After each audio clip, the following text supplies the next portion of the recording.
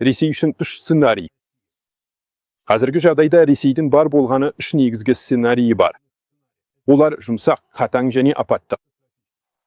Мен бұл сценарийлерді ойдан шығарған жоқпын. Оларды қоғамдық және мемлекеттік үдерістер симуляторында есептеп шығардым. Өйткені қоғам бұл жүйе, мемлекетте бұл жүйе. Оларда физика заңдары сияқты қатал әрі мызғымас ережелер мен заңдылықтарға бағынады. Бұл қоғамдық жүйелердің өте нақты математикалық есебі, әрі ол Ресейде де, басқа елдерде де тарихи үдерістерде тексерілген. Яғни бұрын не болған болса, қазірде сол болады.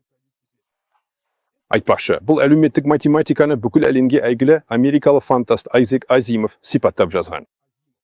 Бірақ ол ештеңе ойлап тапқан жоқ. Ол бар ғылымды, яғни осы әлеуметтік математиканы алып, соның негізінде негіз немесе академия деп аталатын фантастикалық романдар циклін жазды. Айтпақшы, Исаак Азимов орыс еврейі. Иә, ол америкалық жазушы болғанымен өзі орыс еврейі. Ол Ресейдің Смоленск облысында туған.